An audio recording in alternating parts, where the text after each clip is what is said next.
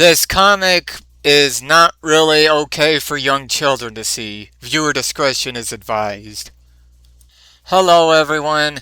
Yeah, I decided to do this just like last time because I just don't have much time to film myself and want to get straight into it.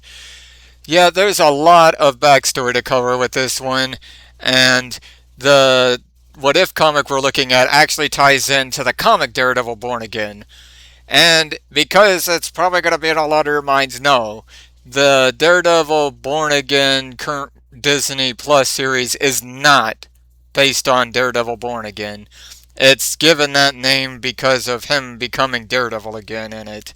But the Daredevil Born Again we're talking about was actually somewhat adapted already, but we'll get to that when we get to the book itself. This review will require a ton of backstory, and bear with me, I'll try to keep it as short as possible. Because two of these characters are very well connected to Wilson Fisk in the comics, and one of them was adapted into the Daredevil Netflix series, but one of them wasn't. And those characters are the Kingpin's wife, Vanessa, and the Kingpin's son, Richard.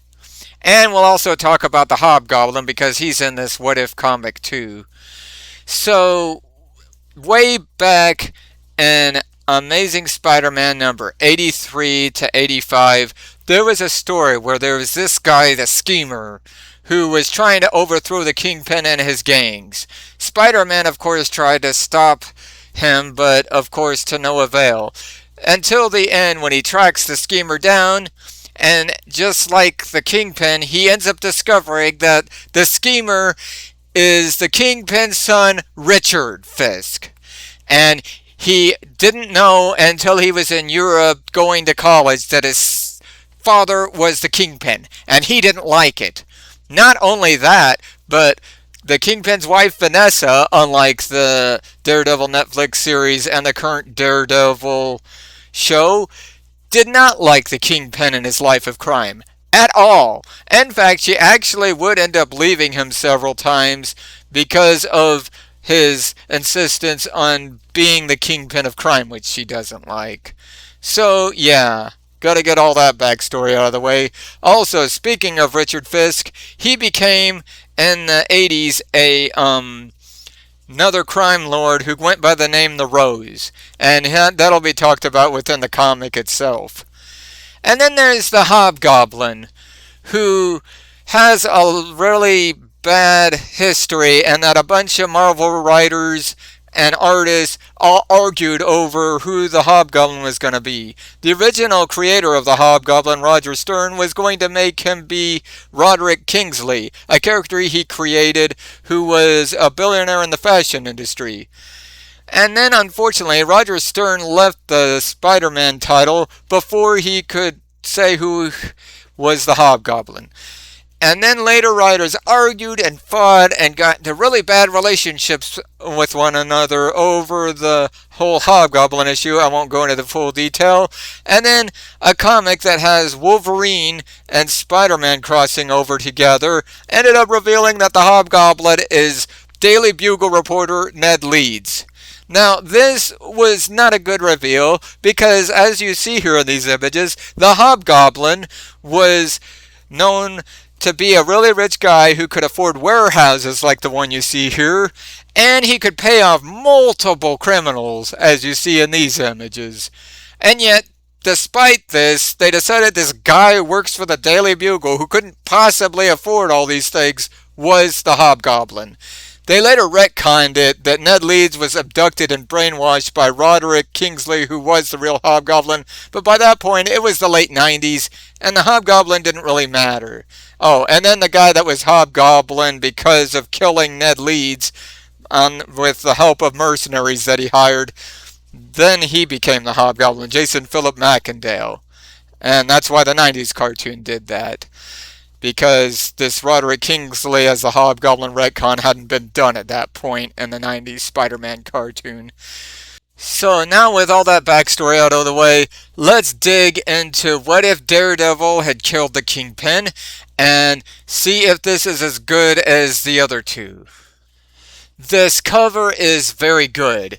You see Daredevil with a gun, and he's standing over the body of Kingpin, who has fallen face back on the floor in front of him. Really lets you know what's going to be happening. Then we start off with this image of Karen Page, who, and this is gonna be kind of controversial, but she got into prostitution and also is now and into porn movies and is now selling Matt Murdock's secret identity of Daredevil to this really not so good guy who she knows. And that guy is going to then sell it to the Kingpin, who you see in this image here. So, because of this happening, it's going over the events of Born Again. The Kingpin ends up having Matt Murdock framed for a crime of bribery, which isn't even true, but a judge will go along with it because of the Kingpin putting him up to it. Then the Kingpin blows up Matt Murdock's house, as you see here. And this makes him go and confront him and try to beat him to death with a baton.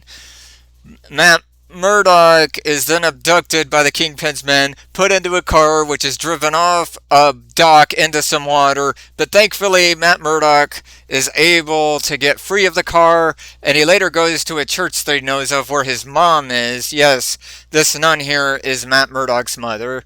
And then it just so happens Karen Page is there.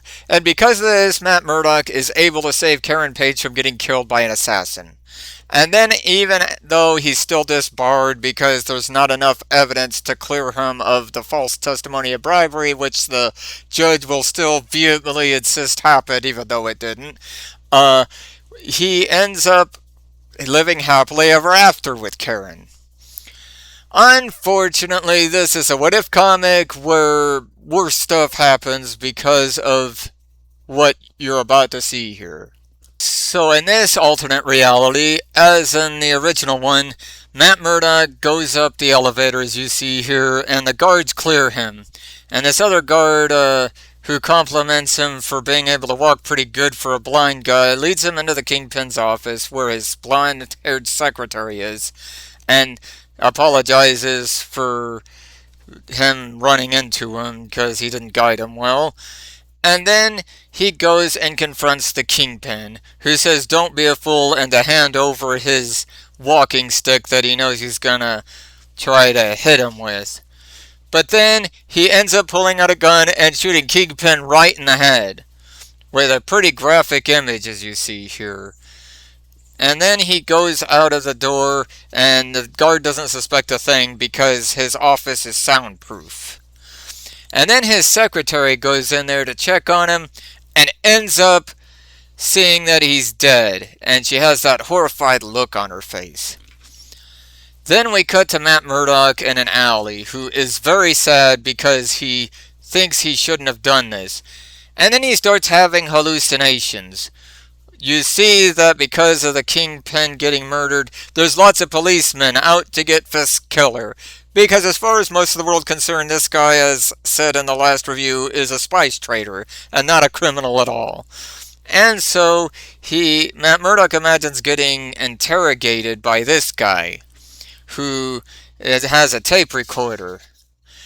And he tells him that he is to face a jury of his peers. But then we find out this guy he's actually talking to is just an old guy who just got drunk and is waiting for his brother to give him a ride. Poor guy.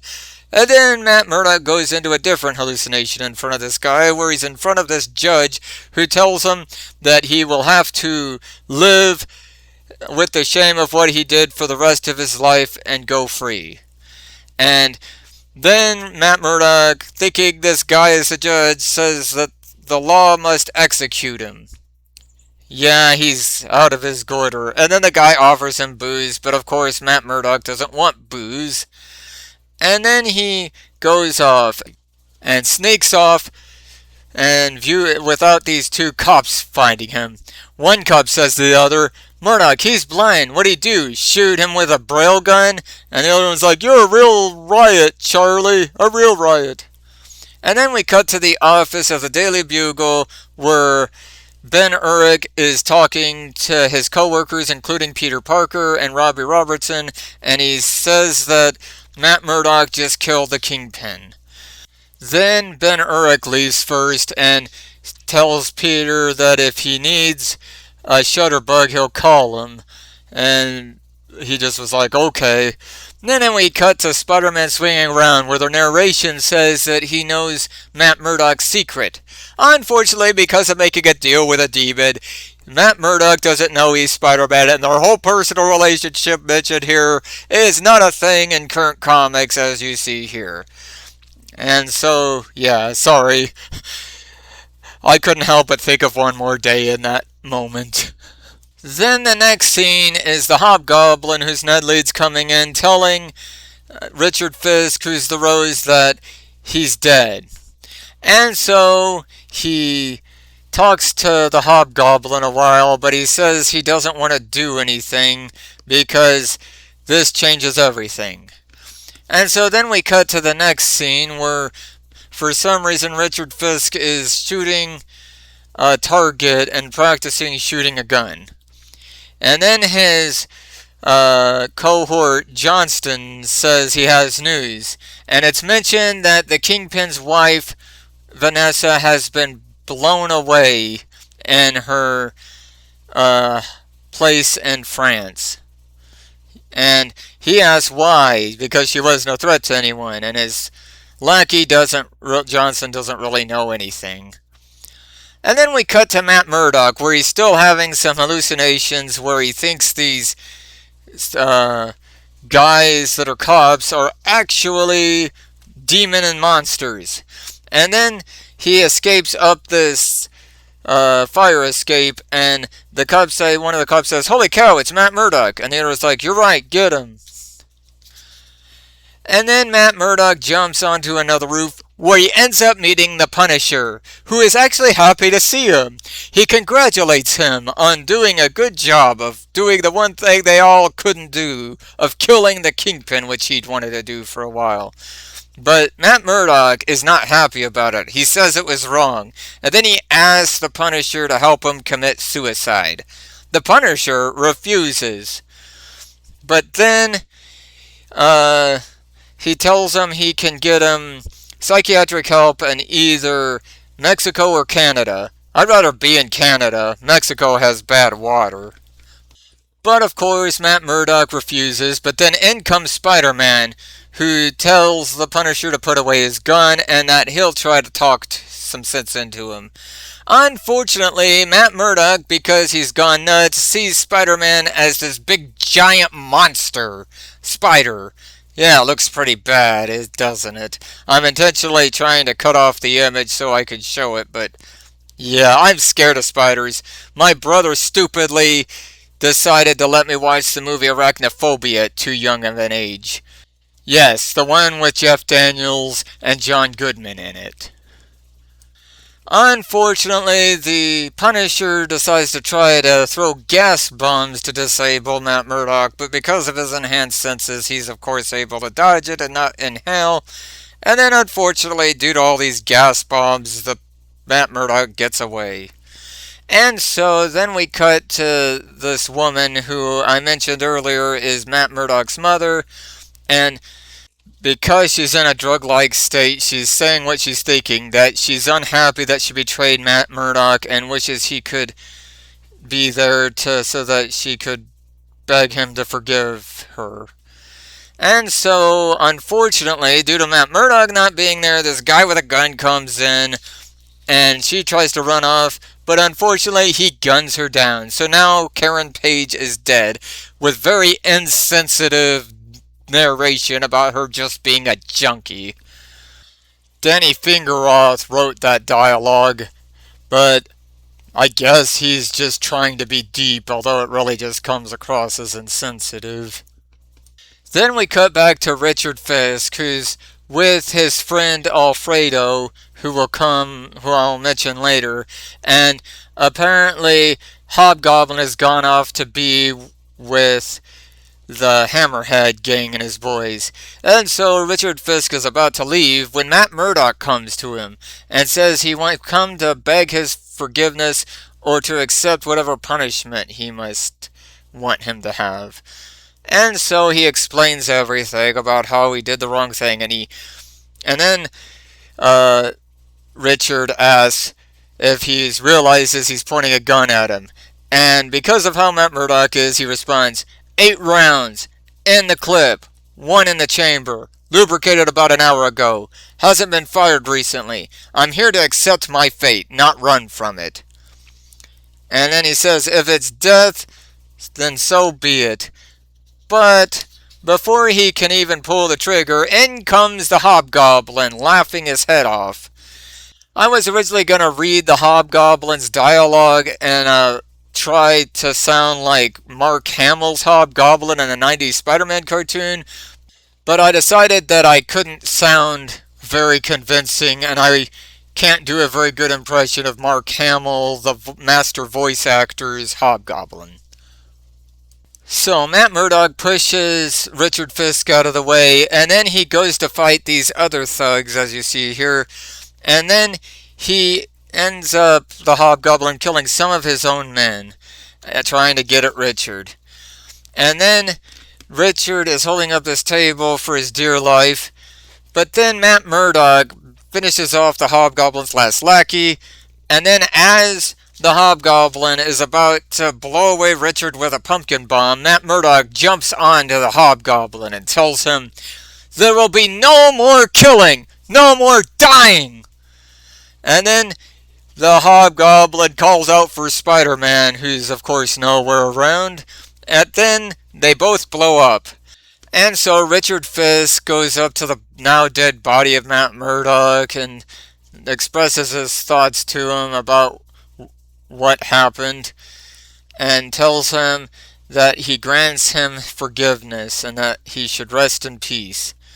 And then we cut to this image of Daredevil, who's actually, of course, Richard Fisk, and he goes and defeats these criminals. And then it's mentioned in this last page that Alfredo was able to put in like a sound amplification system so that he can have sort of enhanced hearing to do the things Daredevil does. And so we end on this image of Richard Fisk as Daredevil, and then with this narration of the Watcher. And so the players come and go, even exchange roles, but no one knows ultimately where it will all lead. That is the fascination and the frustration of my role as observer of my life as the Watcher. The end.